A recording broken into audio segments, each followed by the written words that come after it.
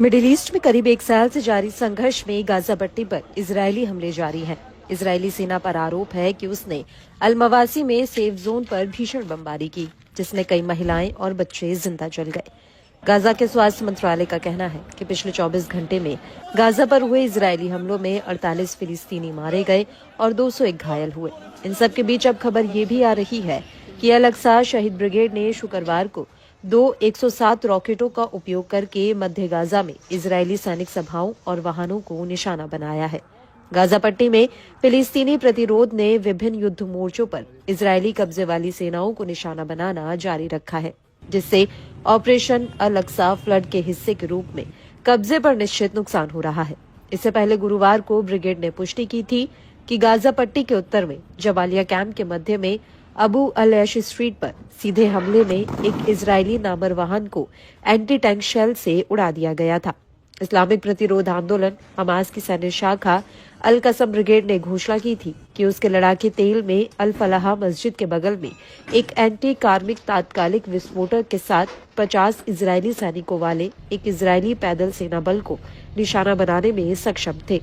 वहीं इजरायली सेना का दावा है कि अल मवासी इलाके में उसके हमले में कई फिलिस्तीनी लड़ाके मारे गए, जिनमें हमास का सीनियर लीडर ओसामा गनीम भी शामिल है। आईडीएफ के अनुसार ओसामा गनीम पर गाजा के लोगों पर दबाव बनाने और हमास के खिलाफ खतरों का पता लगाने का जिम्मा था। इजरायली सेना का कहना है कि गनीम ने हमास के क्रूर तरीकों को लागू करने में महत्वपूर्ण भूमिका निभाई, जिसमें मानवाधिकारों का उल्लंघन करते हुए कठोर नागरिक पूछताछ करना, हमास का विरोध करने वाले संदिग्ध निवासियों को दबाना और LGBTQ समुदाय के नागरिकों को सताना शामिल है।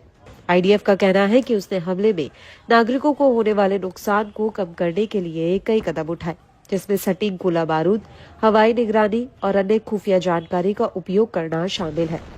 दरअसल हिजबुल्लाह के साथ सीज फायर के ऐलान के बाद गाजा पट्टी के कई क्षेत्रों में इजरायली हमले तेज हो गए हैं। नॉर्थ गाजा में स्थिति लंबे समय से काफी भयावह बनी हुई है। आरोप है कि इजरायली सेना गाजा पट्टी के उत्तर में जमीन पर हर किसी और हर चीज को निशाना बना रही है। अल जजीरा की ताजा रिपोर्ट के मुताबिक शुक्रवार को इजरायली सेना ने कमाल अदवान अस्पताल पर एक बार फिर हमला किया है। इजरायली ड्रोन के हमले में अस्पताल के अंदर इलाज करवा रहे नागरिकों के एक समूह को निशाना बनाने का आरोप है। वहीं बेत लाहिया शहर में भी एक आवासीय इमारत को निशाना बनाया गया है। सूत्रों के अनुसार इस हमले में कम से कम 15 फिलिस्तीनी मारे गए हैं।